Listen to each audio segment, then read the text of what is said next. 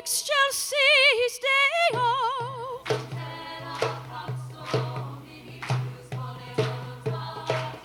Laudamus Te, adoramus Te, gratias agimus, magnum gloria, gloria in excelsis Deo.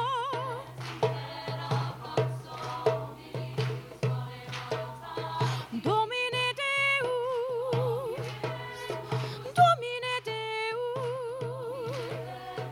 Domine Deus, rex celestis, Deus Pater omnipotens.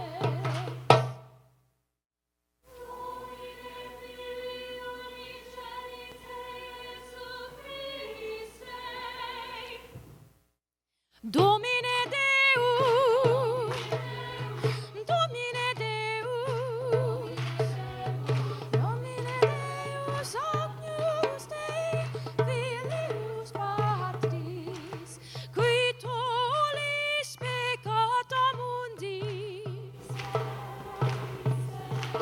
qui tollis peccata mundis,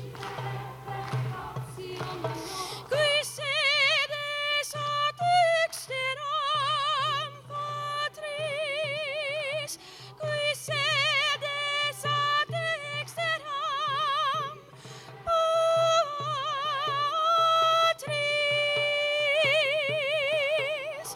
quoniam tu solus sanctus Dominus, cum Sancto Spiritu in gloria Dei in Patris. Gloria, gloria, gloria. Amen, amen. Amen, amen.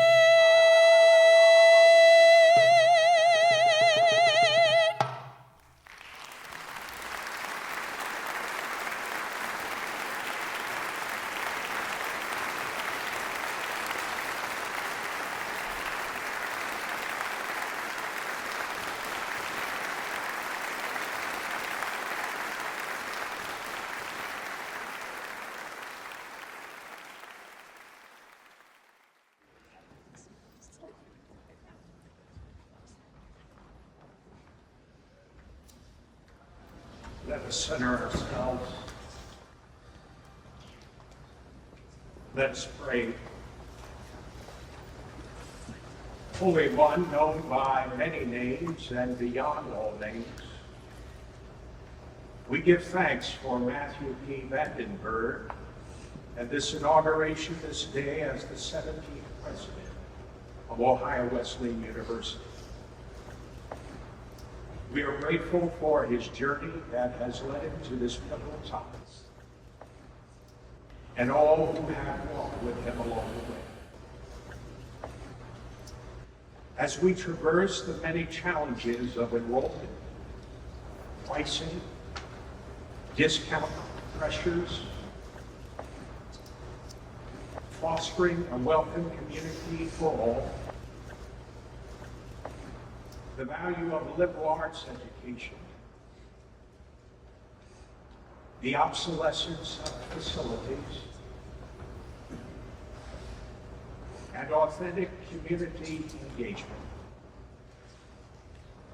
all of which can be most overwhelming. We give thanks that Matt has already rolled up his sleeves and dived in with a dogged determination, an unashamed instinct for innovation, and the categorical commitment to building upon the university's rich history and unique mission. So we pray today that Dr. vandenBerg's vision for Ohio Wesleyan, which emphasizes the transformative power of the liberal arts education and its ability to foster self-discovery and growth, will serve to keep us moving forward in a trajectory of excellence. May we as trustees, administrators, faculty, staff, students, alums, this greater Delaware community, and friends across the globe be open to dream dreams while doing the demanding work of making our dreams become a reality. In this new era of building on the past and navigating a future, we are also most grateful for the addition of Melissa, Jackson, Sylvia, and Penny too. May they discover on this campus and in the larger Delaware community a place where they can claim as home, family, and where they can flourish and thrive.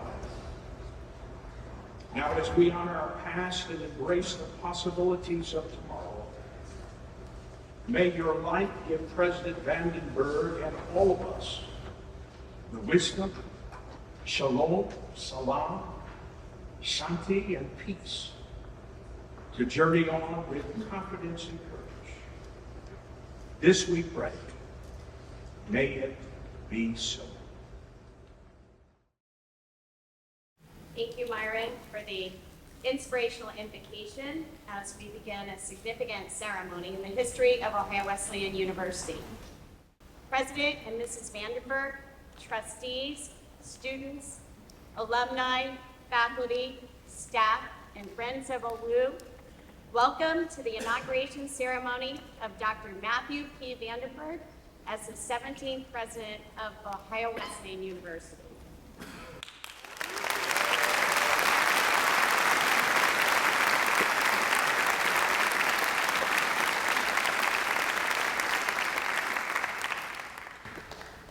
At OWU, we frequently talk about our Ohio Wesleyan family and our beloved network of connections. I'm very pleased that this lovely family, Matt, his wife Melissa, and their two children, Jackson and Sylvia, and Penny too, have become part of our Ohio Wesleyan family. On behalf of everyone in the OWU community, we're happy to welcome you home. It has been a pleasure getting to know Matt and his family. Hiring a university president is thrilling, it's daunting, and it's monumental work. It was my sincere honor to lead that critical process of chair of the Presidential Search Committee. Our search committee was tenacious, and I thank everyone who participated in it. We're a group of people who are experts in our professions, and our expectations were sky high for the next president of Ohio Wesleyan University. Every person on the search committee gave their all. They love and are committed to Ohio Wesleyan. We knew that the 17th president must be extraordinary to lead this university into the future. The list of qualities for our next president was a tall order, and the search process was extensive. More than 100 people, many of them sitting presidents, expressed their interest in becoming the next president of Ohio Wesleyan. We knew when we entered the process that Ohio Wesleyan was poised for continued success. And the challenge was to find a president who would engage and inspire the community in defining and supporting a strategic plan that would lead to enrollment growth, new revenue sources, and a sustainable long-term financial model. There are many requirements that this new president had to have. They also had to balance OWU's open and collaborative culture with entrepreneurial and decisive leadership. We also wanted a president who would raise our visibility in the extremely competitive and rapidly changing Greater Columbus area, who would demonstrate great commitment to diversity, equity, and inclusion, and find genuine joy in building relationships with students. Finally, the next president would have to demonstrate skill in shared governance, a commitment to the liberal arts, demonstrate an entrepreneurial mindset, and provide numerous other qualities and skills. We found all these in Matt vandenBerg, plus one more characteristic we didn't know that we needed or were looking for. a power skill Matt calls moxie. Perhaps it was that moxie that helped him hit the ground running at OWU during his experiential What Matters listening tour. Matt was out there side by side with students, faculty, staff, and alumni doing a variety of things, including playing volleyball and conducting bird research in the field. On behalf of the Presidential Search Committee and the Ohio Wesleyan Board of Trustees, I am profoundly pleased that Matt vandenBerg is the 17th president of Ohio Wesleyan University. I am confident in his innovative and enthusiastic leadership, and I invite you all to share in the joy of this new era of leadership at Ohio Wesleyan. Matt, Melissa, Jackson, and Sylvia, and Penny too, welcome to Ohio Wesleyan. May today and every day be a great day for you to be bishops.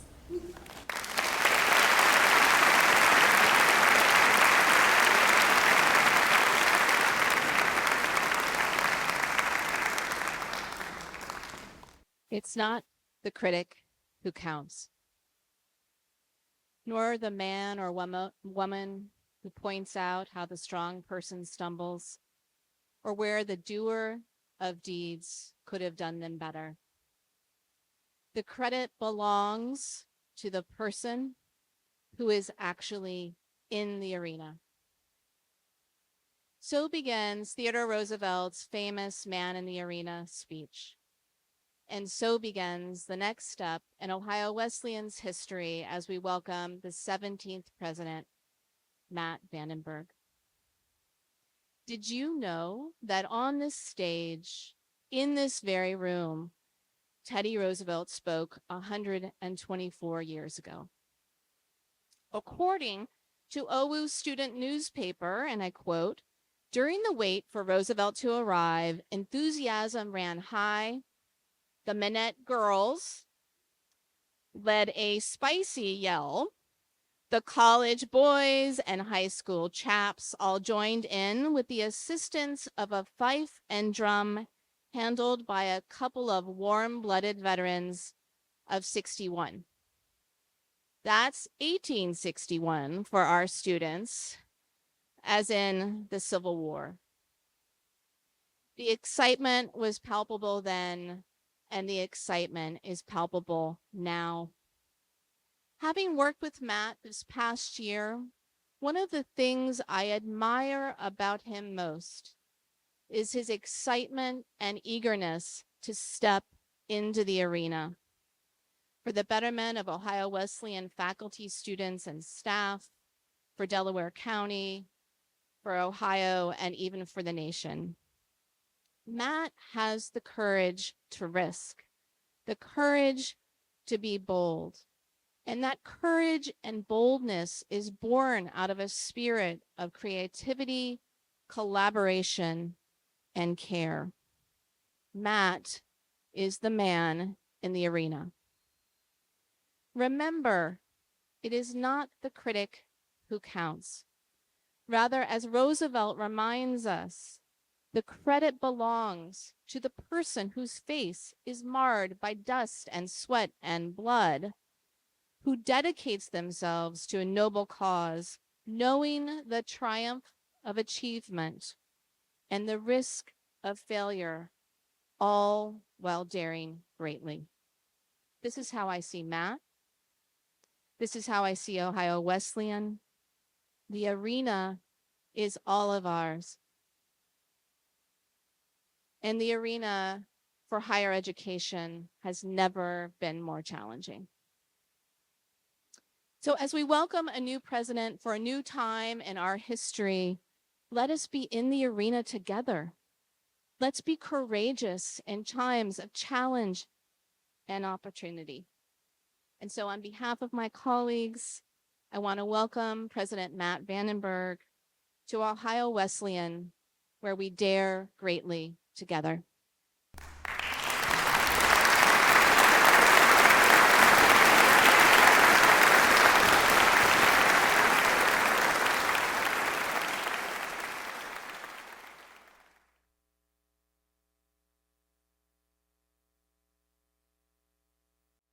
Good morning, everyone. So 70 years ago, the late Reverend Martin Luther King Jr. spoke the following words to his congregation. He said to them that instead of making history, we are made by history. You see, Dr. King saw these two things, making history and being made by history, as opposing forces. In many ways, what Dr. King espoused or was espousing was a call to our beloved country to bring in those who had been shut out, to open our borders, particularly to Black people, who, though living in this space, had for all intents and purposes been barred from full entry. I see these as two parts of a process. In order to make history, we first have to understand how history has made us. Ohio Wesleyan University is a product of its history. And today, we are making history. And history is often forged in the deep crevices of leadership transitions. One leader steps away and another steps in. Dr. V, you are already making Ohio Wesleyan history. You are opening the gates, redefining our borders, creating access to our institution in ways that have not previously existed. You made history with your What Matters tour by physically coming to us, your community, entering our workspaces and choosing to learn from us rather than just hear from us. You are making history by making OWU accessible to those in our surrounding community, our Delaware high school students. You are making history by eliminating many of the barriers to students transitioning from a 2-year to a 4-year institution. You have made OWU history by way of our new partnership with Columbus State Community College. Last, and certainly not least, you are making history by way of the development of the sister school agreement with Claflin University and HBCU.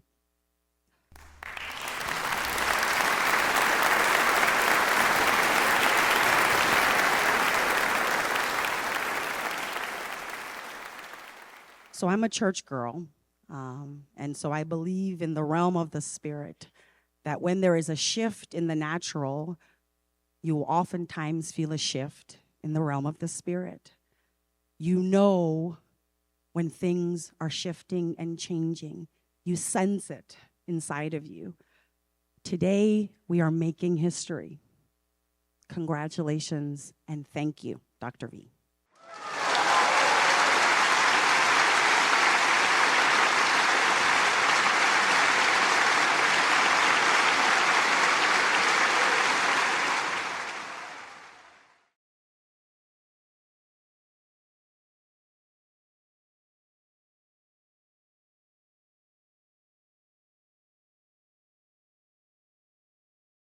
One more time, thank you for that, Dr. Daly. That was beautiful. Thank you. Good morning, and thank you all for being here. My name is Justice Clark, and I'm the current president of the Wesleyan Council on Student Affairs. Before I begin, I'd like to restate our OWU motto, In Lumine Tuo Videbimus Lumen, which means, in your light, we shall see the light. That one word, light, can mean so many things. It can mean hope, joy, and safety. But it can also mean something far more important than any of these things, which I think Dr. vandenBerg has also recognized. That light is you, our students.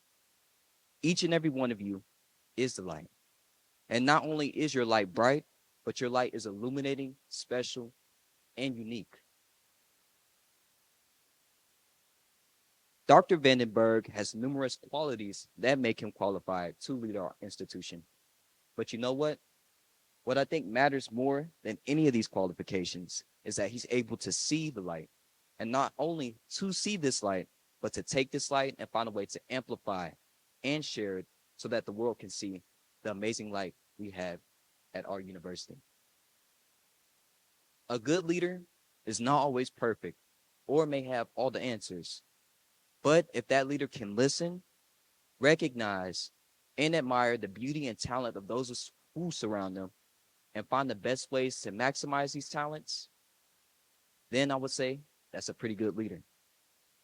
So, Dr. V, as we officially inaugurate you as the president of Ohio Wesleyan University, but our president as well, my wish is for you to continue to remember and embody our school motto: in your light, we shall see the light. And I have a quick word for our students and alumni as well, everyone part of the OWU community. As Matthew 5:14 says, you are the light of the world. A city set on a hill shall not be hidden. So wherever you go, on and off campus, continue to be the lights wherever you go. Thank you.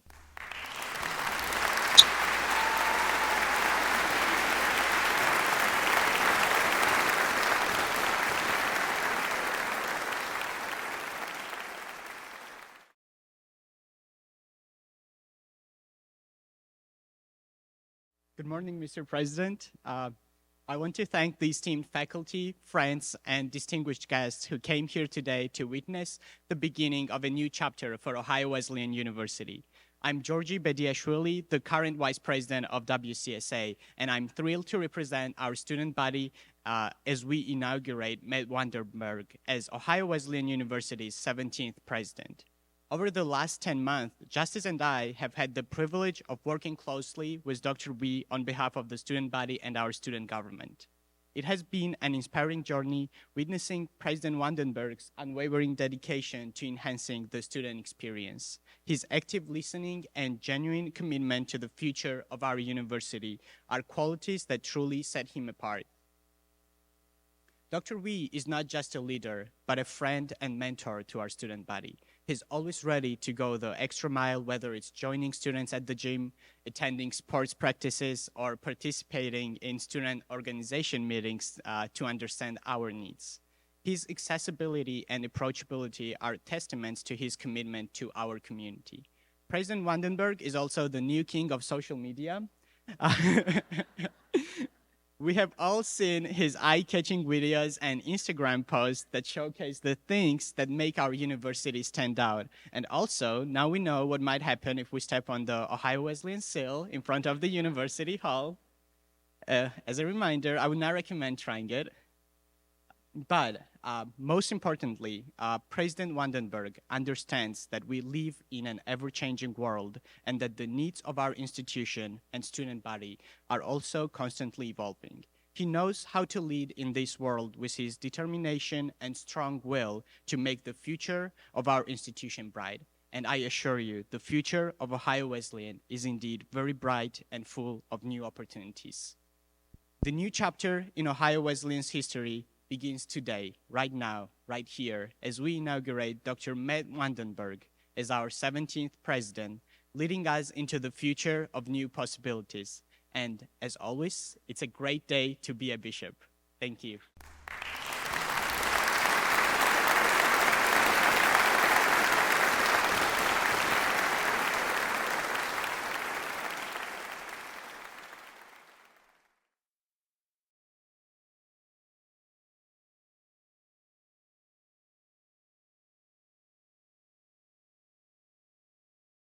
Ladies and gentlemen, I stand before you today as a proud member of the Ohio Wesleyan University community, a community that has shaped and molded me into the person I am today. My name is Madison Miller, and in 2022, I proudly joined the thousands of OWU alumni upon my graduation.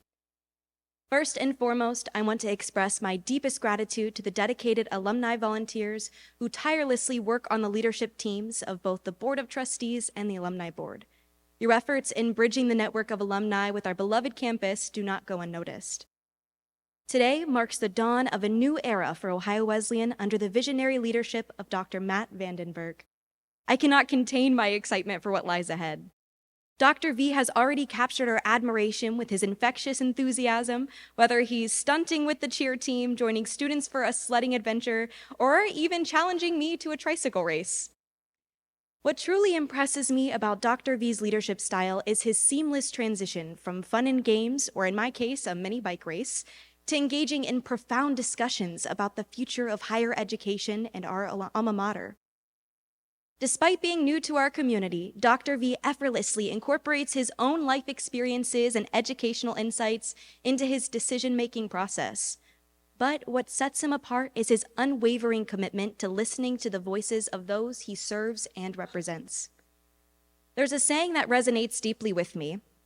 People may not always remember what we say or do, but they will always remember how we've made them feel.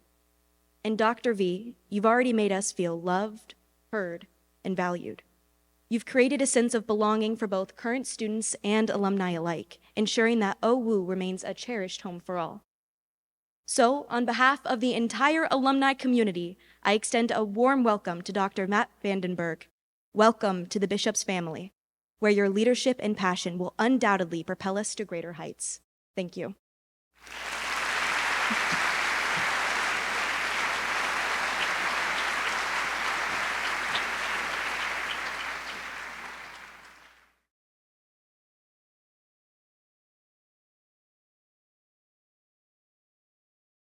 Well, I want to thank everyone for the opportunity to speak today at this very special occasion. On behalf of my fellow Delaware County Commissioners Barb Lewis and Gary Merrill, I would like to extend a heartfelt congratulations to Matt vandenBerg on the occasion of his inauguration as Ohio Wesleyan University's 17th president. And I would also like to extend a heartfelt thank you to Ohio Wesleyan for my very existence, because my parents met here in an accounting class in 1946. The alphabetical rules of classroom seating at the time dictated that a Blake and a Benton had to sit next to each other. The history and connection between Delaware County and OWU is lengthy and robust. We have both essentially grown up together through the decades, weathering the challenges of wars and pandemics, of economic prosperity and economic scarcity. We've grown from small institutions on the frontier of the American nation to where our names and contributions are now recognized around the globe. Today, we're still growing together. Today, we once again find ourselves facing enormous opportunities and challenges. Delaware County is rapidly growing, while the social, cultural, and economic landscapes around us change by the day. And we have to ask ourselves the same questions. How do we each define ourselves for the future, while retaining and honoring our rich histories? How do we navigate this new frontier on which we both find ourselves?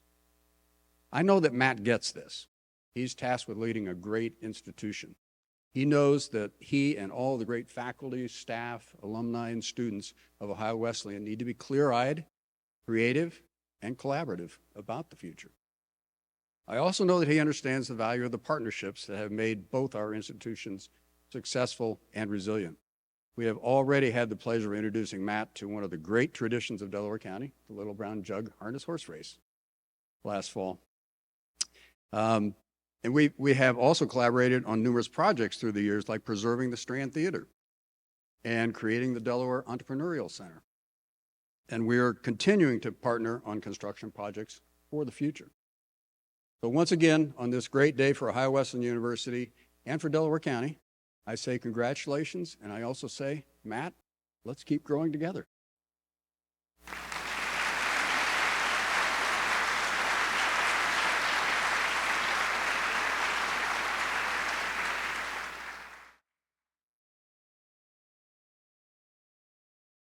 Good morning. A little bit taller than the rest of them. I am Carolyn K. Riggle. I'm the mayor of the city of Delaware. Ladies and gentlemen, esteemed guests and members of our Delaware community, Ohio Wesleyan and the city of Delaware has shared a special relationship for more than 180 years with cultural, educational, opportunities for students and the community. Today, we celebrate a pivotal moment for Ohio Wesleyan University and our beloved city. Today, we extend a warm welcome to President vandenBerg. President vandenBerg's dedication to education, innovation, community engagement promises to shape the future of not only this esteemed institution, but also a broader landscape in higher education. President vandenBerg, your journey to this moment reflects a commitment to excellence and passion for empowering students to become tomorrow's leaders. We are all excited to collaborate with you and the entire Ohio Wesleyan community to foster the environment where knowledge flourishes, creativity thrives, and diversity is celebrated. On behalf of our city, I extend a heartfelt congratulations and pledge our support to you as you embark on this journey. May your tenure be marked by transformative achievers and enduring partnerships that benefit us all. Welcome, Matt, Melissa, Jackson, and Sylvia to Ohio Wesleyan, to our wonderful city. We look forward to great things that we all will accomplish together. And I am now pleased to introduce Governor Mike DeWine, who unfortunately could not be here, but he did send a congratulations by video. So please enjoy this.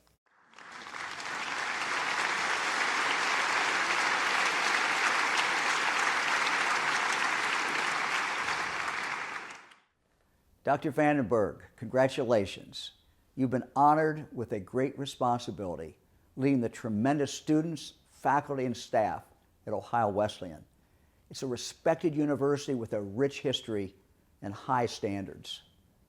I've been told you have a reputation for thinking out of the box and for partnering with communities to drive economic development and student engagement. I appreciate that thoughtful leadership. My hope across Ohio is that we continue to build upon strong universities and colleges in Ohio so that our high school students will want to stay in Ohio for their college years. And we want the experience to be so great for all students, including the ones from other states, that they stay here after getting that diploma.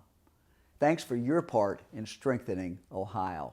And again, congratulations on your new role as you work to elevate the Ohio Wesleyan experience.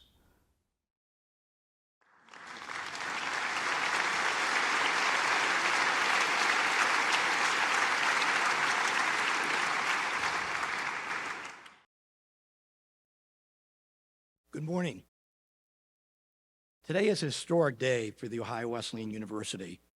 In just a few moments, I will present the Presidential Medallion to President Matt vandenBerg. This is only the 17th time this has happened in our 182-year history. But first, as chair of the Board of Trustees and a proud alum of OWU, a 1975 graduate, I'm delighted to see Gray Chapel filled with all of you representing our community. We are celebrating our 17th president, but we are also celebrating the institution and all of you. Thank you so much for being here. Without hesitation and without reservation, I'm happy to share that I believe in Matt's bold vision for Ohio Wesleyan. He is a president with passion and purpose. His optimism is contagious, and in Matt's view, the only limitations that we have are the ones that we place upon ourselves. I've observed that Matt is a positive disruptor, not afraid to change the status quo when the status quo isn't working. He asks the important question, is it time to think differently? However, Matt doesn't seek change just for the sake of change, but to lead conversation about what could be better. He asks us to think strategically and think about who we are and where we are going in new, exciting ways. And he makes fun social media videos. If you haven't seen them, I highly recommend them. Matt, I very much look forward to seeing where you take Ohio Wesleyan next. At this time, it is my distinct privilege to present the Presidential Medallion to Dr. Matt vandenBerg. The medallion holds the seal of office, which was designed by Mr. Reveille G. Beatty, a former Ohio Wesleyan trustee. Reveille was a member of the class of 1918 and a World War I veteran. He and his wife Lucille Bowles Beatty, class of 1919, had 3 daughters and numerous other family members who attended Ohio Wesleyan. Today, we are honored to have the family of Reveille and Lucille's last living daughter, Gertie Beatty Main, class of 1947, in the audience with us. Thank you for being here. It is really special.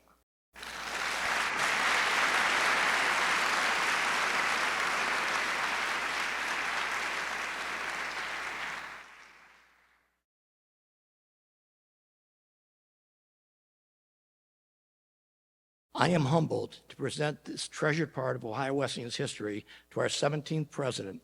President vandenBerg, will you please come forward with Melissa? And Jackson and Sylvia, would you come forward so you can place the presidential medallion around your father's neck?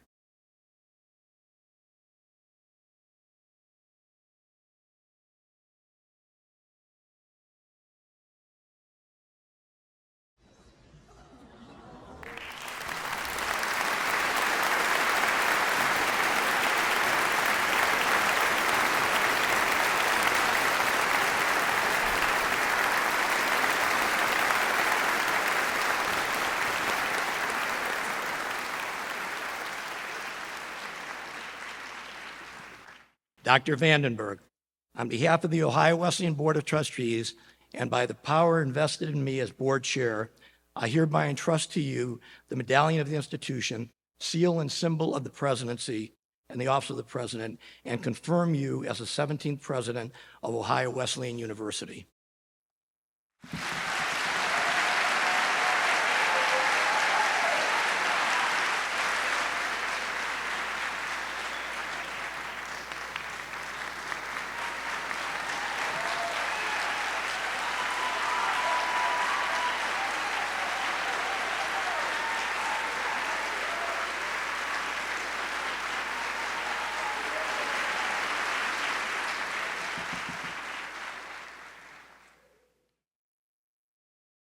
Good morning, OWU! It is a great day to be a bishop, and we are all bishops even in this place, even the Presbyterians who are infiltrating this beautiful ceremony. Friends, I bring greetings from Louisville Seminary, along with so many peer institutions across our nations represented here, and those who send their greetings and support from a distance. It is my absolute pleasure to celebrate this momentous occasion in the history of Ohio Wesleyan University, and it is my true and deep honor to be standing here today introducing my colleague, my confidant, my best friend, and your president, Dr. Matthew vandenBerg. It's gonna get more tearful, so if you need to get those awes out. OWU, you have seen in the first 8 months what Matt can do, but that is just the start of what promises to be a remarkable time together. And now, full disclosure, before I go any further, I need to recognize I began my presidency at Louisville Seminary the same day as Matt began his presidency here. And Matt has given me this opportunity to offer an introduction of him, and he'll be doing the same at mine. Therefore, I am limiting the amount of stories that I tell. I am censoring myself. I'm enjoying pastoral privilege to just play with the truth a little bit. Matt certainly is a wonderful example of shared leadership and responsibility, and truly, we are all blessed to count him as a colleague and as a friend. As you've already experienced, Dr. vandenBerg is a tremendous president with gifts for higher education leadership that set the standard across our nation and certainly in our profession. He is thoughtful, action-oriented, and he has an approach that values innovation, collaboration, and evaluation that makes him truly impressive and helps the folks around him thrive. But you've heard all about the academic, the administrative, and the professional accomplishments. You will continue to see those celebrated, and so instead I stand here introducing my friend whose very impressive CV I hope you all take a read of. But I'm here to recognize some of the things you may not see every day. I have the unique privilege of having known Matt for 26 years, dating back to our first day and our first week of undergraduate education at Elma College. We have a history of stories together, and from which I'm profoundly grateful. Matt was one of my very first friends at our alma mater, and after many, many years, I can say he is among the closest. In those years, he has proven himself to be faithful, to be kind, and to truly care about others.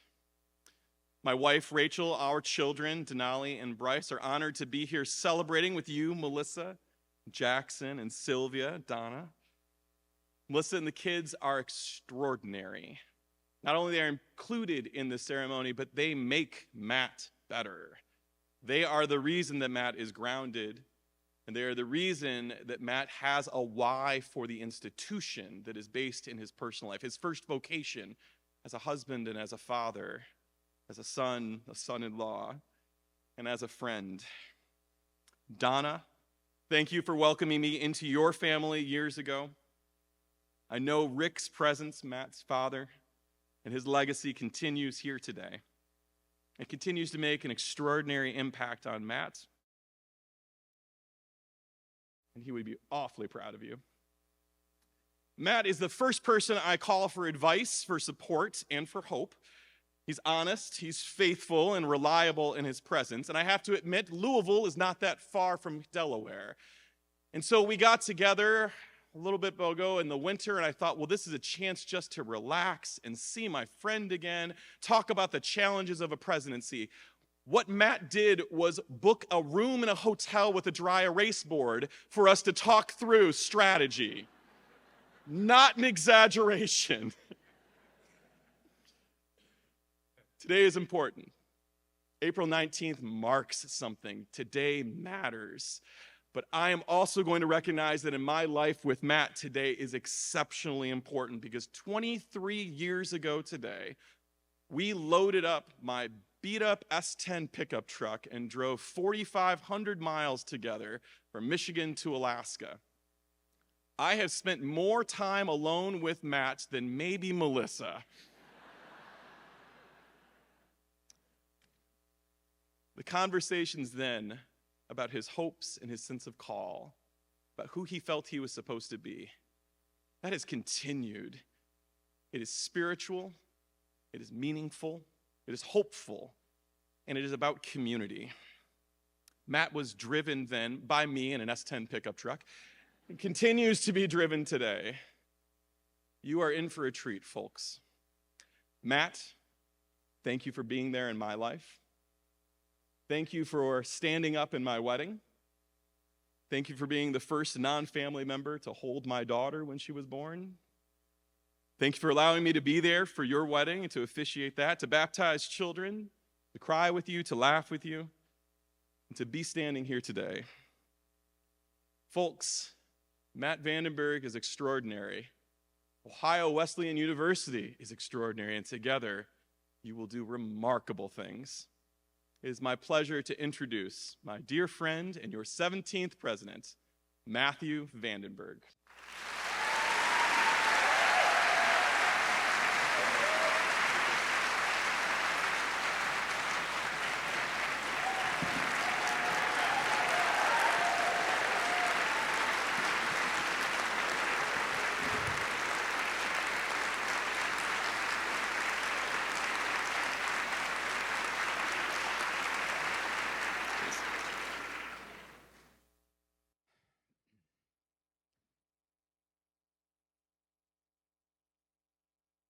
Why do I feel like I've just been married? I mean, there's no ring, but there's definitely bling. I realized just now I'm wearing something old, something new, something borrowed, and something blue. And is it just me, or was I just roasted by my best man? It's Andrew, right? Thank you, Andrew, for that fantastic introduction, most of which is true. It's so good to, have a friend who has seen you at your best and seen you at your worst and who somehow can't tell the difference. Andrew's friendship is a gift, and he has been an instrumental part of my journey. He is the brother that I never had. The world would be a far better and kinder place if everyone had a friend like Andrew. Don't you agree?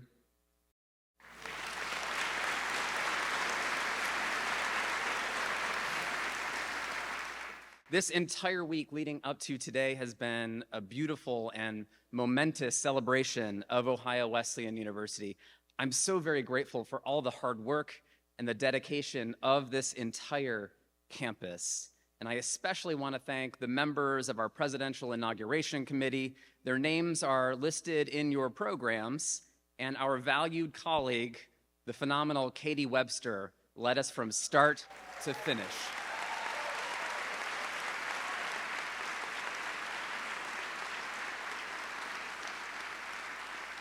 The committee has been working tirelessly for months to ensure that absolutely everything is extraordinary.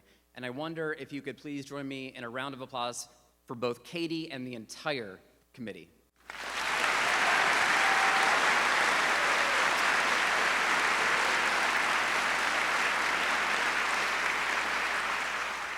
To our board of trustees led by Nick Callio, and to the presidential search committee chaired by Kara Trott, thank you for being here. Thank you for your leadership.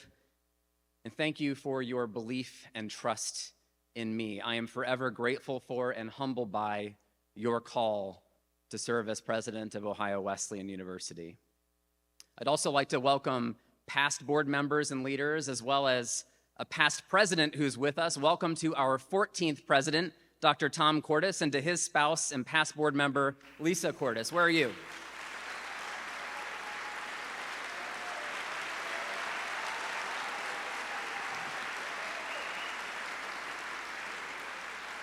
Our 16th president and spouse, Melissa, Rock Jones and Melissa, asked me to share their regrets that they couldn't join us today owing to longstanding obligations. We certainly understand that. But to all of our leaders, past and present, thank you for your friendship and support since our family's arrival. We remain humbled, understanding that as we do great things together, we will do so, as the great Sir Isaac Newton put it, by standing on the shoulders of giants. When my family and I met OWU's students, faculty, staff, alumni, trustees, and community members for the first time, we knew immediately that this was the place for us. So it is especially gratifying then to see so many bishops here in the house. I'm honored that my family members and friends are here as well. I'll begin with someone who I once told on a first date I wanted to be a college president. How's that for a pickup line? This has been my dream since my early 20s, and somehow she didn't run away screaming and still agreed to go out with me a second time. Now, fortunately for me, she had absolutely no idea what she was getting herself into. Today, Melissa is my wife, my best friend, the glue that holds our family together, and a tireless supporter of my dreams. And it wouldn't be possible to fully express the depth of my gratitude to her, so I'm going to keep it simple and say, Melissa, thank you, and I love you.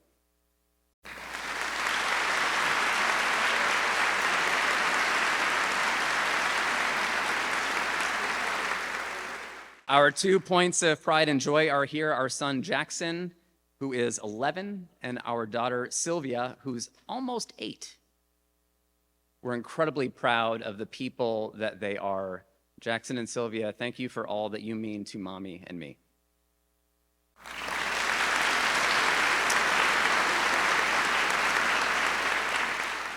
My mother, Donna vandenBerg, made the drive from Michigan, and they say that you can't pick your family, but I lucked out with both my mom and my dad, Rick, who passed away 3 years ago.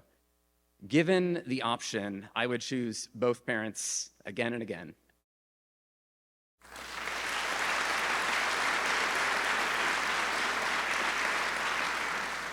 I'd pick my in-laws again, too. Gordon and Jeannie Pullman made the trek from Virginia, and thank you to both of you and to Melissa's sister, Julie, and to Mike for being here as well.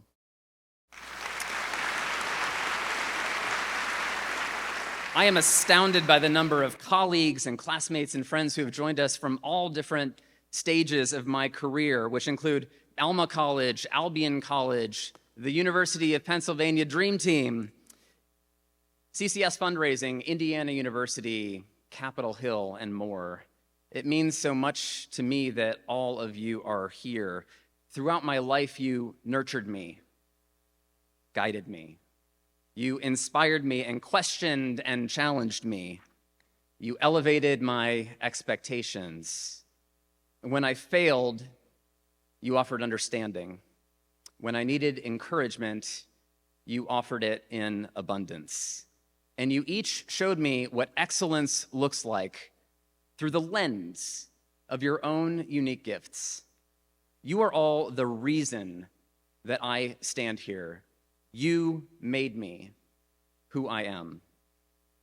And so I want all of you to know from the bottom of my heart, if I say anything stupid, it's really your fault, not mine.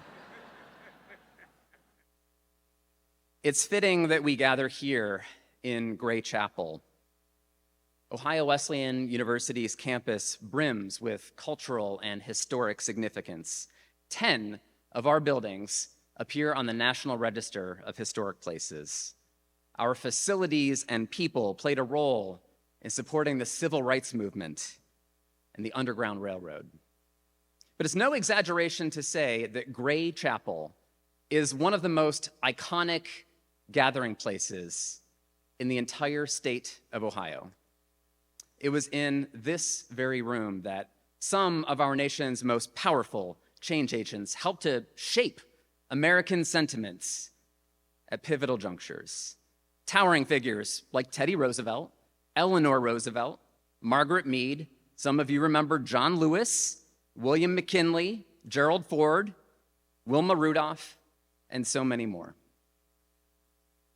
The historic resonance of today's date, April 19, offers us additional inspiration. And no, I'm not talking about the new album released today by Taylor Swift.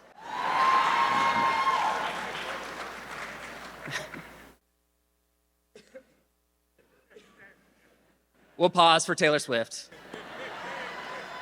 Tay-Tay, wherever you are.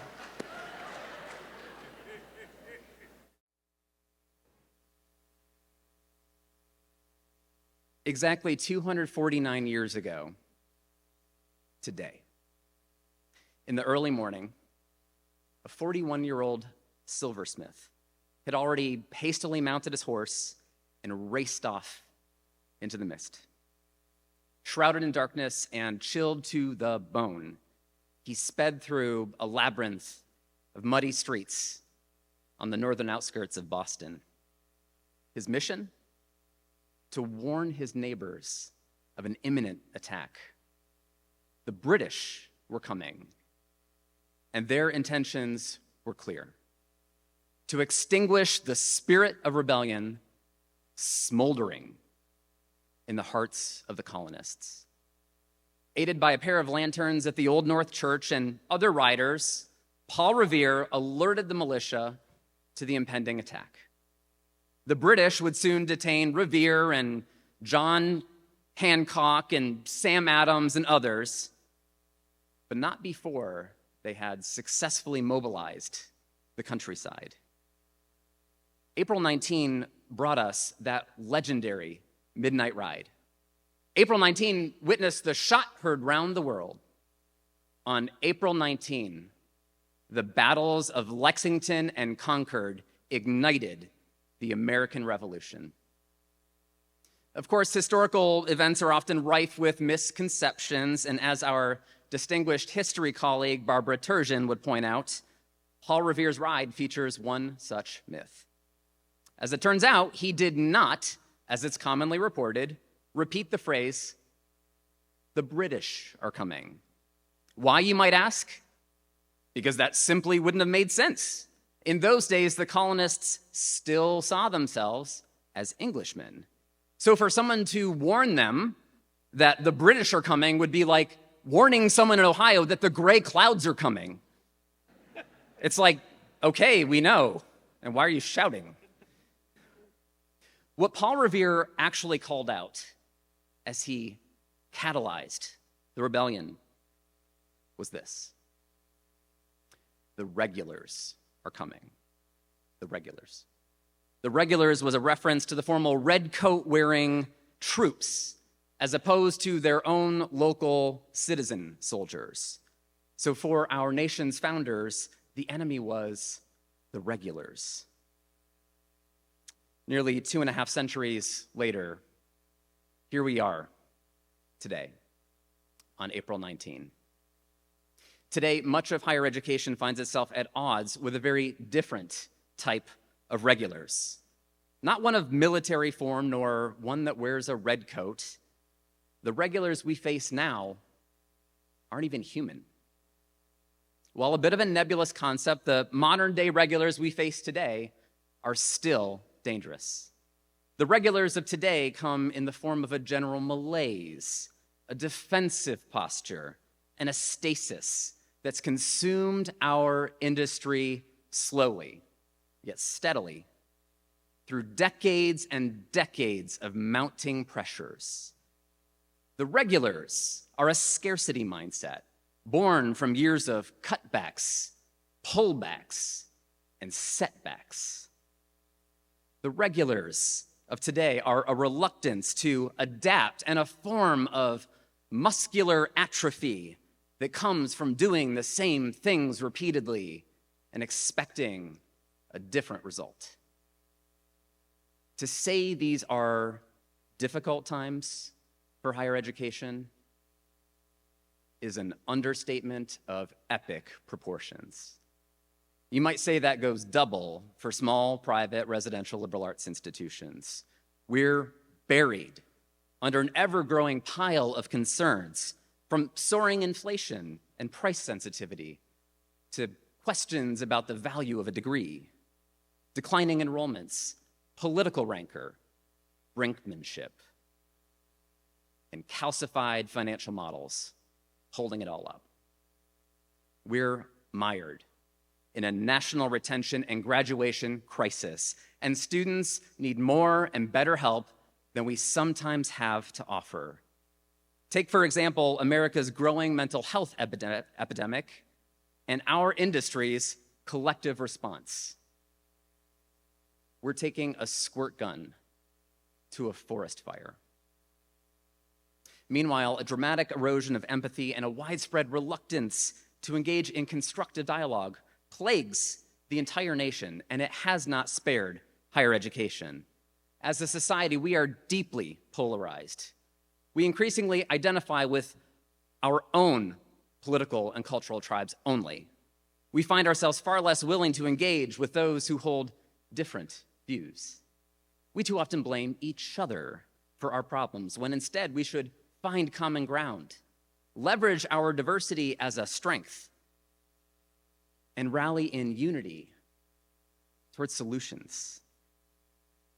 As a sector, the responses of many liberal arts colleges to the regulars of our time have hardly been inspired or effective.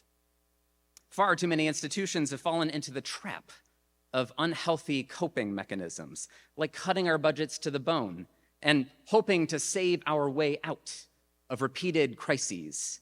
Sometimes we do the opposite, and we decide to stretch and flex and add programs in an effort to try and be all things to all people. But ultimately, all these things do is dilute our missions and leave us feeling less certain of who we even are in the first place.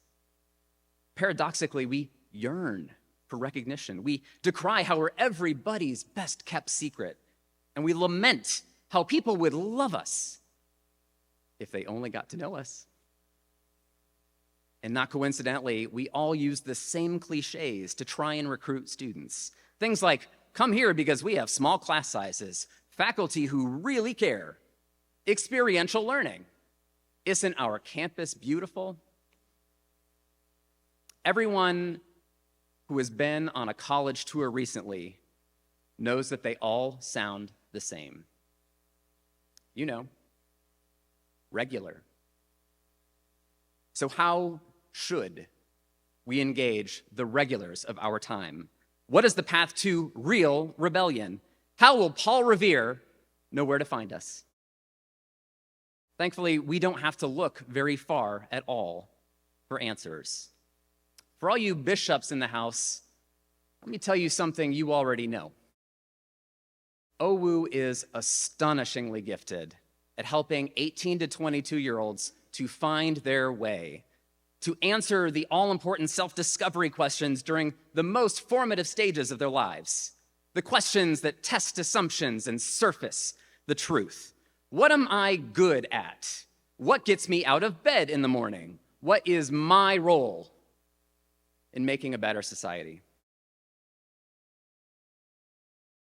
We have the perfect opportunity to learn from our own successful approach with students, to take a page out of our own textbook. We have the chance to ask ourselves those very same existential questions, even if they're tough. What makes us truly distinctive? What can students get at OWU that they won't, or they don't, or they can't get anywhere else? And how do we align our resources and energies so that those distinctions truly shine?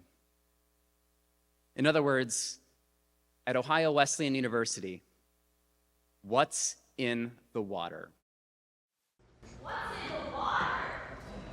Right here in Delaware, sulfur springs started to flow. When someone needed help, sulfur springs they go. Sulfur springs sent OWU to Reverend Adam Poe. What's in the water flowing in the water? People started to cry. They had loved once they dove in.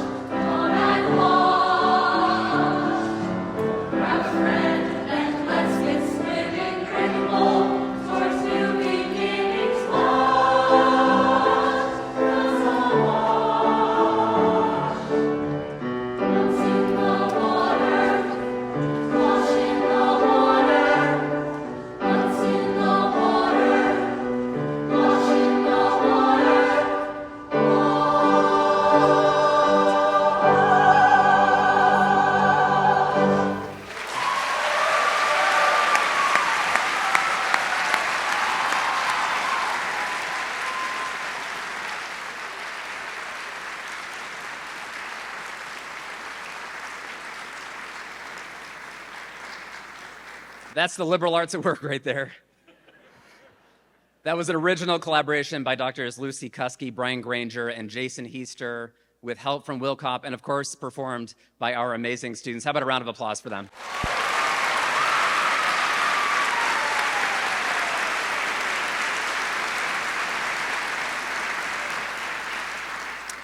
As you glean from the song, Ohio Wesleyan's story is indeed grounded in water, and it's propelled by the elements of vision, innovation, community action, and grit.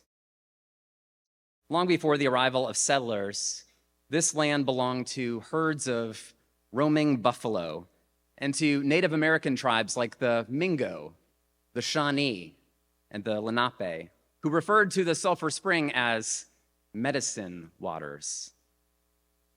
Ever since our birth and in our most natural state, we are a place of healing, rejuvenation, and replenishment. It was the late 1820s when landowners donated this tract to the village of Delaware. And within a handful of years, developers saw commercial potential, and they built what was then called the Mansion House Hotel right here on this very spot. It was a resort, and it was one of Delaware's first major financial endeavors. After a series of fits and starts, the business failed. But where many saw disappointment, one saw destiny. The Methodist minister, a visionary named Adam Poe, dared to dream big. He was aware that the two Ohio conferences of the Methodist Church were seeking a new spot for their college, and he knew his community needed that college. Believing the Mansion House Hotel could be the deal clincher, he convinced the building's owner to sell at a discount. He took out a personal loan, and just like Paul Revere had done 66 years earlier, he went door to door, activating the countryside. This community responded in force to their Revere. 172 Delawareans, $10,000, and one deed later, Poe gifted the hotel and land to the church. And then he invited the church's exploratory committee over for a visit to inspect their new gift. And I have to imagine the night before he sat down in a chair and prayed his plan would work. Well researched though the move was, it was the risk of a generation. It was a rebellion against the status quo. And it wasn't his alone. He had rallied everyone he knew and then some, all for this dream.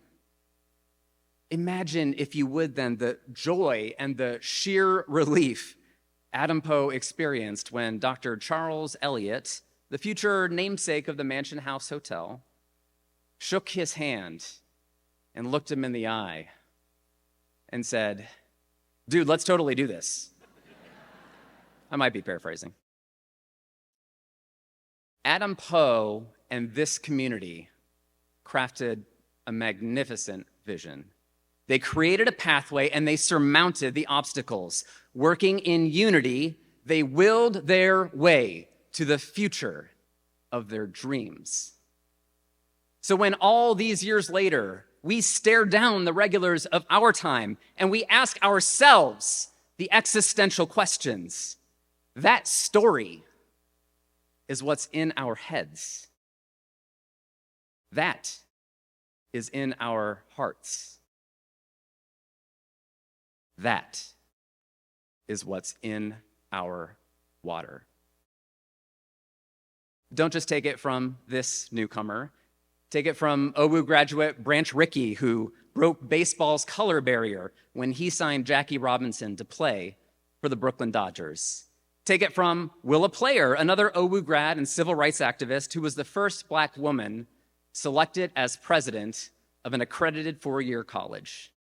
Take it from OWU's Wendy Malick, the famous actress and model who still finds the time to fight for affordable housing, the environment, and animal rights. Take it from the University of Michigan's football team, who lost 17-7 to OU on our most recent trip to Ann Arbor. It's true. Yes, it was 1928, and it's not our fault if they refuse to play us again. Take it from 40,000 alumni and countless more. Just like our graduates, OU soars because we lead with vision, innovation, action, and grit. Because we're willing to risk all that we have so that all may have more. Because we work in unity, not just for the sake of making a better OU, but for the sake of making a better world through OU. Now, just in case we don't yet feel sufficient inspiration, consider this. For centuries, our sulfur spring has ebbed and flowed. Years ago, it finally dried up and it disappeared. But this academic year brought something a little different. Our colleagues and students in environment and sustainability found that long-lost spring. The campus icon of Ohio Wesleyan University is back. Hope, it would seem, still springs eternal. So today, it is with the full-blown winds of inspiration and moxie at our backs that we embrace true rebellion against the regulars of our time.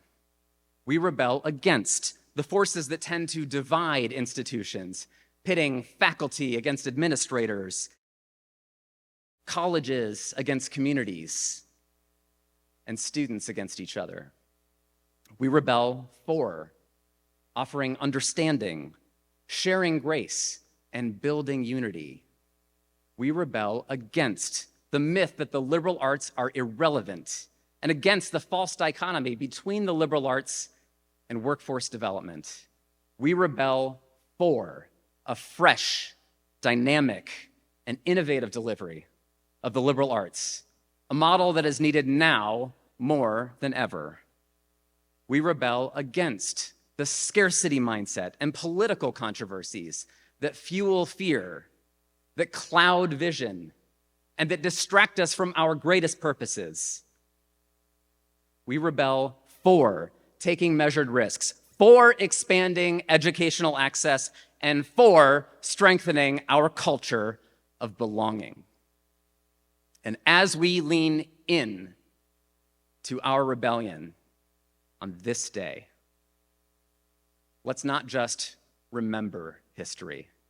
Let's not just invoke history. Let's make history. And let's do so right here and right now, beginning with an investment in our most precious asset, our people. It's no coincidence that the healthiest organizations are usually the ones that demonstrate the greatest care for their people. And budgets are a reflection of priorities. Show me an organization's budget, so the saying goes, and I'll show you exactly what they value. OU's faculty and staff have proven their investment worthiness for many years, the last handful in particular. COVID, a reimagination of our curriculum, program and administrative review, a faculty handbook overhaul, student success initiatives, and even an on-the-dime transition to a distributed library system earlier this year. To my colleagues, I say this: I see your efforts. I hear your aspirations. I share your goals. Investing in our people will be a fundamental priority for Ohio Wesleyan University during my time as your president. In the coming months and years, we'll set meaningful goals for compensation, for professional development, and for work-life balance and more. Together, let's dream big. Let's define and pursue what it takes to make OU a premier employer in our state.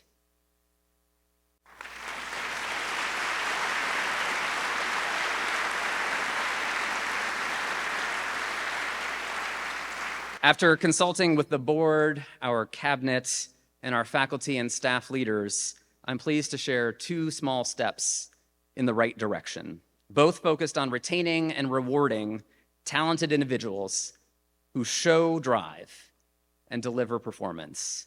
In the next academic year, OWU will double merit award amounts for faculty members, and these amounts will stack on top of cost of living adjustments, and OWU will make a similar commensurate investment in merit awards for staff. If you would, please join me in thanking the board, the cabinet, our faculty and staff leadership, and VPs Mike Bruce and Carlin Crowley for their efforts.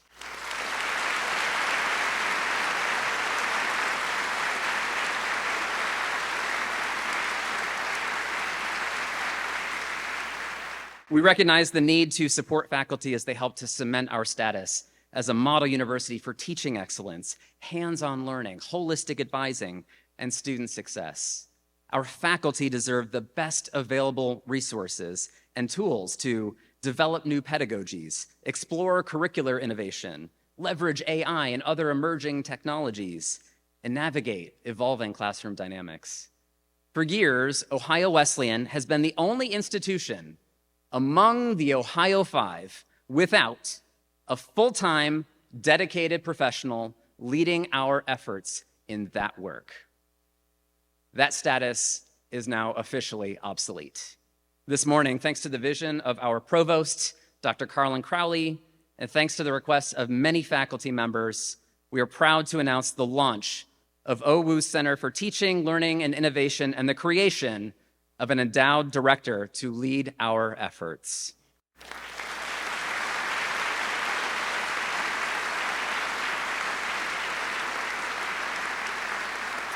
The national search for our inaugural director has concluded successfully, and although she doesn't start for a little bit, she is here in attendance with us. So Dr. Barbara Bird, where are you? Would you please rise? Thank you.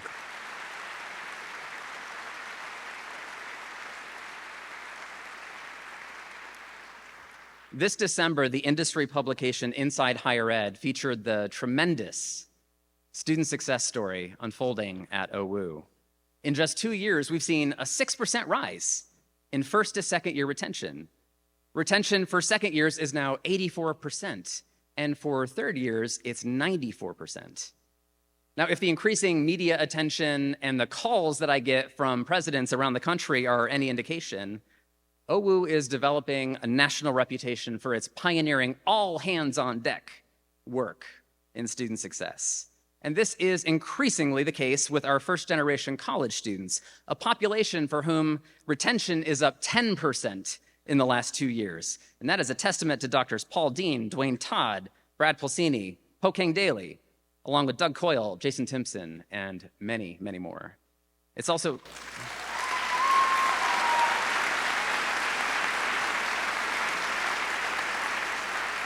also increasingly the result of the leadership of Thea Smeckens, who leads our first-generation student success office. Thea. Numerous families have fueled this progress through their visionary philanthropic support, and they include the Newtons and the Palmers, the Eastwoods, the Ships, and more. OWU has the tools, OWU has the expertise, and OWU has the momentum to be the change that first-gen and underserved students need from higher education. With the wind at our back, we'll set out to become a premier destination in the United States for first-generation college students.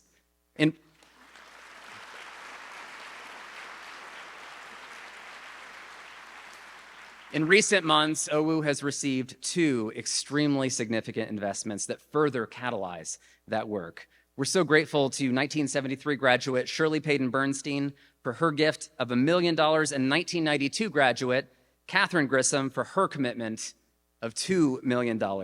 We are fortunate that Shirley was able to join us today, so I wonder if we could recognize Shirley and Catherine and all the families who are part of this amazing success.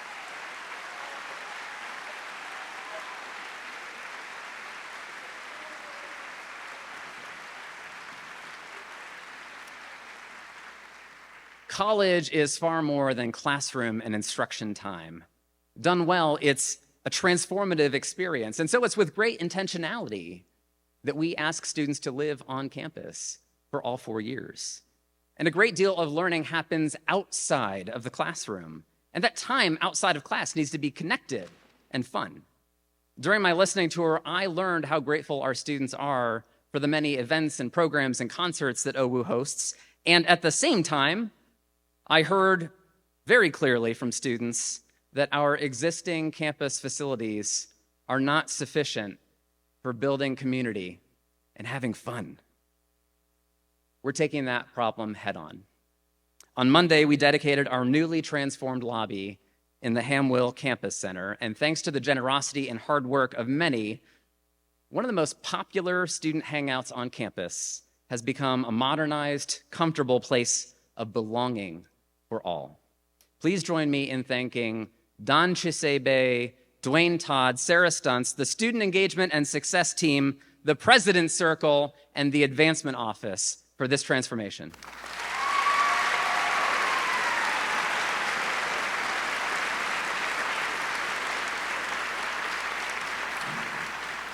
Dwayne Todd, his Dean's Council, and student leaders worked for months to create a plan for OWU to become a more intentionally fun and socially engaging campus. And from that work and through my listening tour, we heard repeatedly that OWU needs a designated place where all students, regardless of their affiliation, can hang out and relax, build community on their own terms. For alumni, think about your experience and imagine a rebirth of the MUB or the Grub Pub. Situated on Fraternity Hill at 4 Williams Drive is the old Alpha Tau Omega House.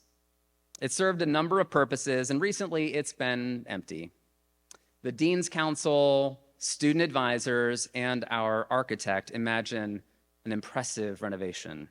It would be the ultimate student hangout with lounging space, indoor and outdoor games, patios, space for TV and music, and more.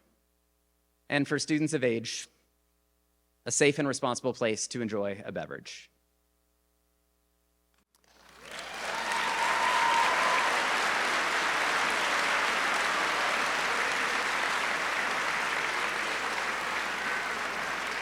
It's okay to clap for that. On the screen, you see a couple of early artist renderings of this incredible and exciting new concept. Unfortunately, there is a problem, and it's a big one. The building needs intensive work to get the concept just right, and it's a tall task, and it will take $3 million to get it done. Thanks to anonymous individuals, OWU grads who I know are listening on the live stream right now, that problem is resolved.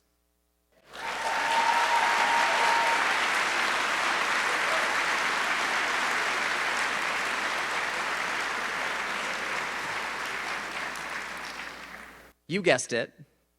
I'm overjoyed to share on their behalf that OWU's new Student Social Hub, designed by and built for students, is now fully funded, and construction planning begins right now.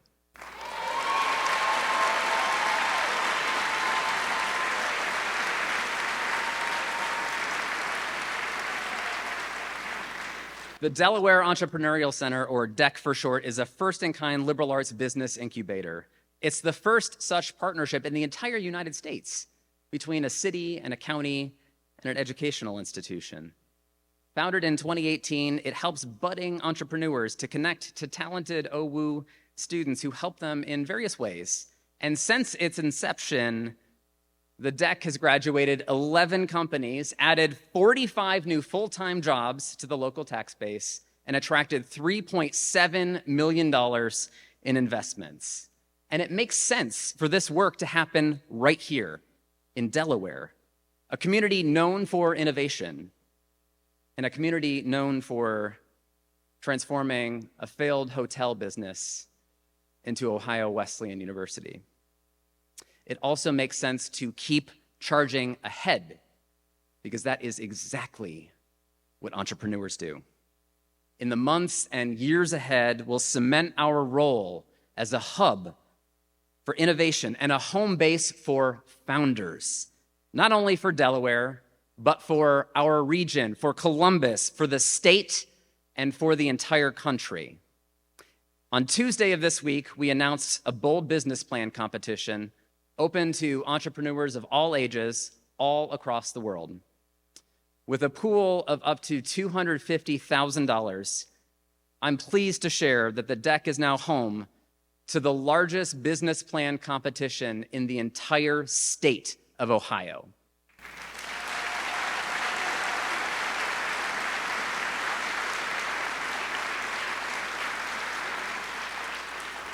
Special thanks to the City of Delaware, to Delaware County, Megan Ellis, Steve Flaherty, Phil Smith, and so many more, but could I ask for a round of applause for them?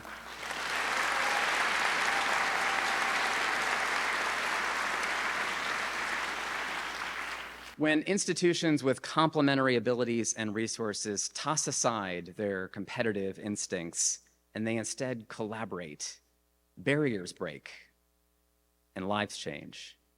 In Columbus State Community College, OWU has found a kindred spirit that shares many of our biggest goals.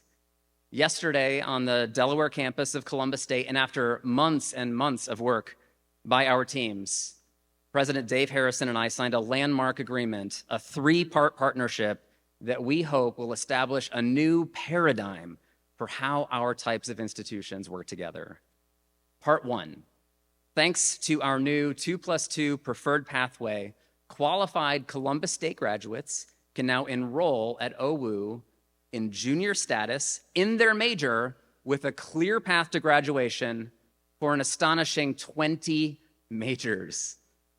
Part 2, under our first-in-kind tuition match program, up to 25 Columbus State graduates per year who've earned a 3.5 GPA or higher will pay the same exact Columbus State tuition to attend Ohio Wesleyan. And Part 3, our Teach Now program, addresses Central Ohio's alarming and looming teacher shortage in head-on fashion.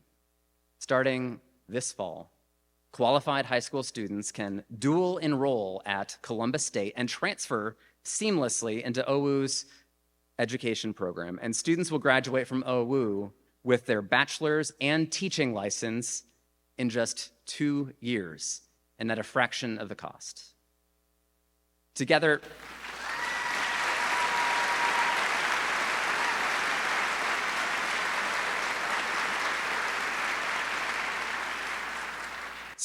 in just a handful of months, we have built one of the most comprehensive partnerships in the United States between a national liberal arts university and a community college, and it is just the beginning. Carlin Crowley, Brian Rellinger, Dale Bruce, Sarah Kaka, Lee Richards, Will Kopp, Adam Smith. There's a group that we call the Transfer Super Team, and more than 25 OWU faculty members made this possible. How about a round of applause for everyone?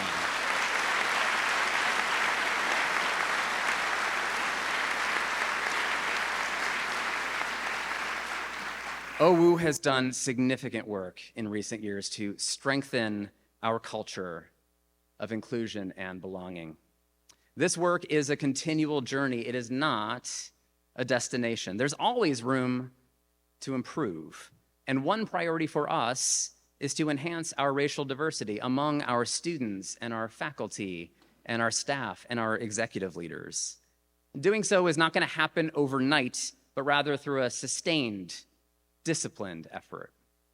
Over this academic year, a team of OWU faculty and staff members has dreamt about the possibilities to develop a special kind of institutional partnership, one that could help advance our goals and broaden our horizons. We outlined criteria, we researched institutions, we contemplated the value that we might be able to offer, and we produced a short list. And at the very top of that short list was Claflin University in Orangeburg, South Carolina, a fellow United Methodist-related institution, the oldest HBCU in the Palmetto State, and a university that has much to teach us.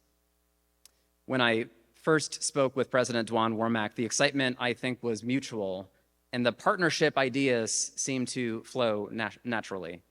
When the conversation expanded to include more of our faculty and staff colleagues, the same was true. And together, we saw potential for student and faculty exchange, pipeline programs, shared resources, joint research and service projects, entrepreneur projects, and so much more. We're told that this is one of the first and most comprehensive agreements between an HBCU and a predominantly white institution in American higher education.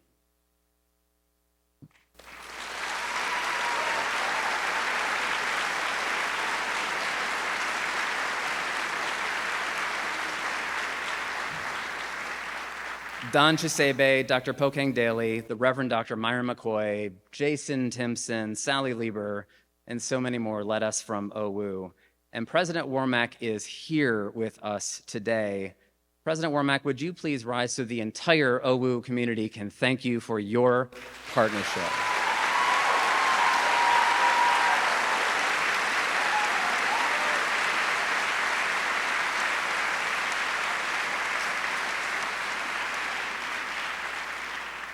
Our last announcement circles back to the very beginning, our founding by this community. Today, Delaware County is the healthiest and wealthiest and fastest growing county in the state of Ohio, and one of the most in the country. Unfortunately, a lot of families of modest means don't share equally in that prosperity, and they face systemic challenges in improving their quality of life. Higher education is, of course, the great social mobility agent that can unlock a better life. But only a small number of students take advantage of their hometown four-year university. Many from disadvantaged backgrounds don't go to college at all. Our data and our discussions with counselors and families suggest why. Affordability and, just as importantly, perceptions of affordability are the greatest threats to our youth's college attainment. Tackling this problem for talented students of modest means would boost social mobility for Delaware. It would catalyze our economic development efforts. And most importantly, it would change lives. Drawn together by this realization, leaders from Delaware County, the Delaware County Foundation, our 4 school systems, generous donors led by Joe and Linda Diamond, and OWU have been brainstorming and problem solving about this for months. And I would ask them to please join me on stage for the announcements that we're about to share. And I'll ask VP Adam Smith to represent Ohio Wesleyan.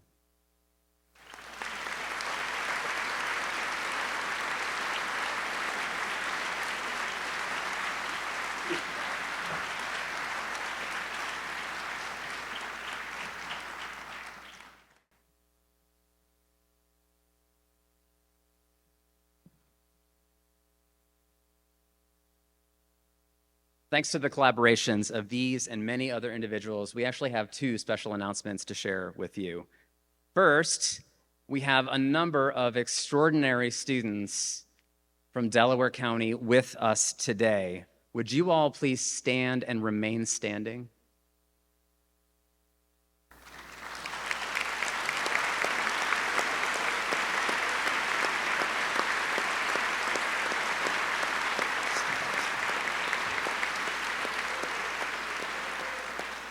Good job, keep standing. You're here because you're among the most academically talented students in Delaware County. You've worked hard. You've enriched us with your service and your leadership, your athletic prowess, and your artistic abilities. You personify our ideals. We're proud of you, and we want you to be able to go world class with your college education. Thanks to the leadership on this stage and elsewhere.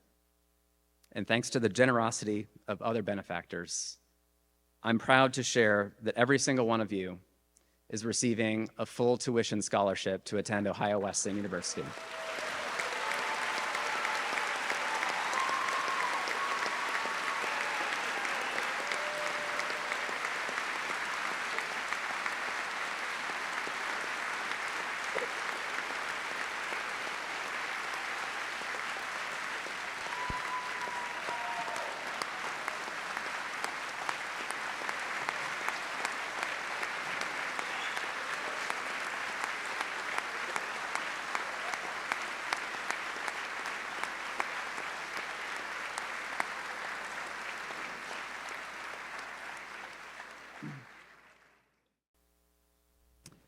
But wait, there's more.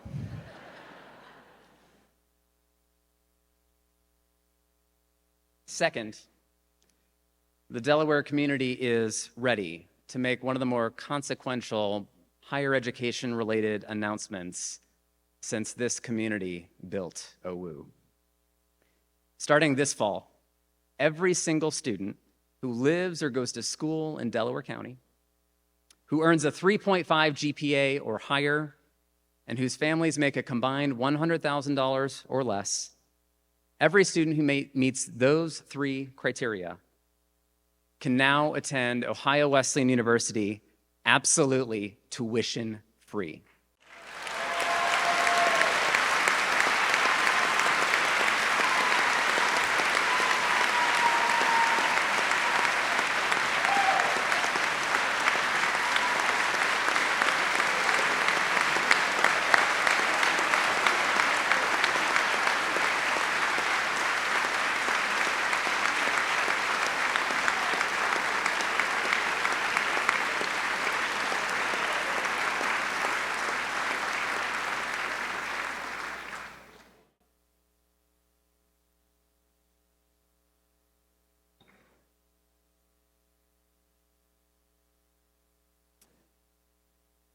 Together, we won't stop here. We won't stop now. We won't stop until we achieve our dream to remove cost as a barrier for every qualified student from Delaware County, the place that gave life to Ohio Wesleyan University. And again, these generous and visionary and gifted leaders made all of this possible. Would you please join me in one final round of applause for them?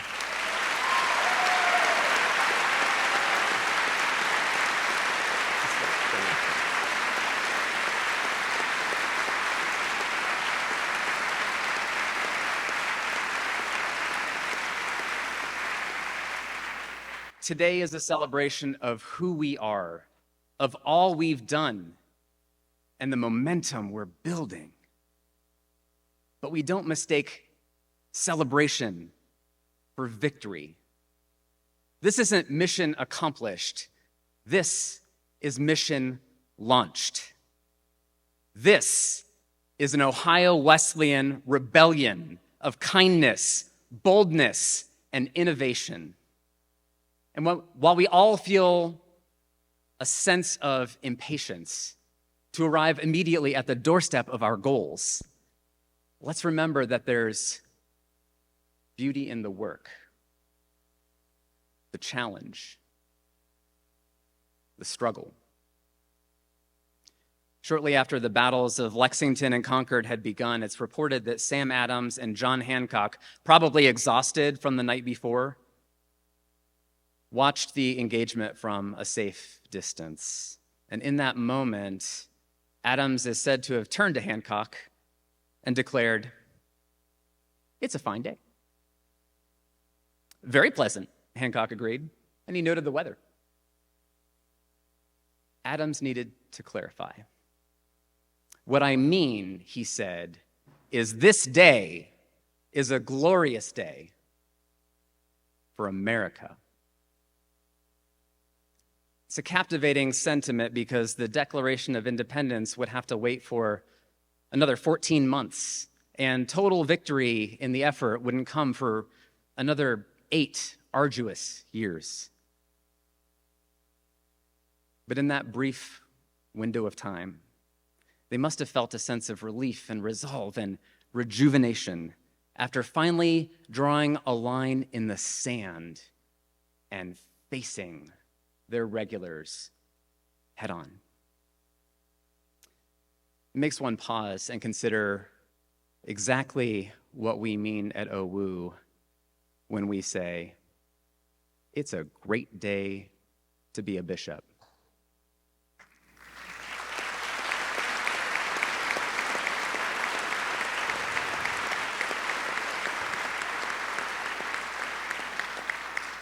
It is indeed a great day to be a bishop. On our calendars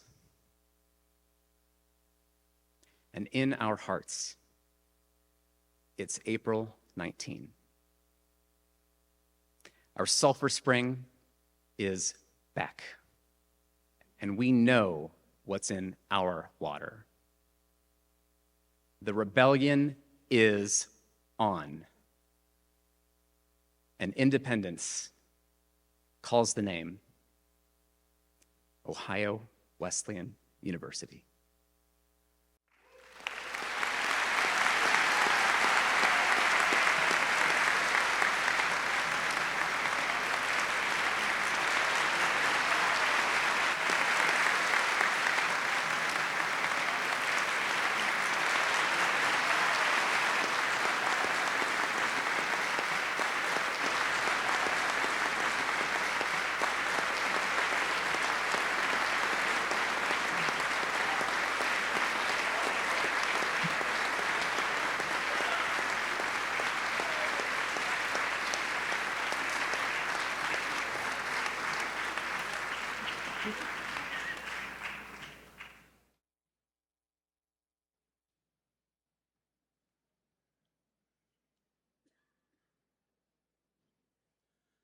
So as we prepare to shift our celebration from the chapel across the Sandusky Street to Hamwell and the Jaywalk, I invite you to take a moment and really take in what Dr. V has shared with us. And I invite you to look around, to really see the people next to you, to see a community of human beings of many identities, experiences, perspectives, and creeds, and even Presbyterians. To know we are all one community. And so together as one OWU, I invite you to receive this benediction.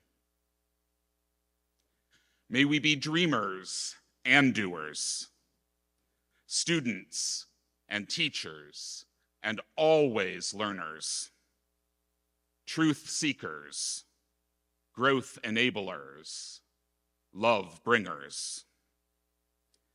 May we dream wisely in the colors of justice, in the textures of grace, and in the tones of human dignity sung by a choir of incredible diversity. May we live boldly, rooted in hope, embraced by joy, casting out fear, and reaching to all the good that can be. So may it be, bishops and friends, this day and all days. Amen.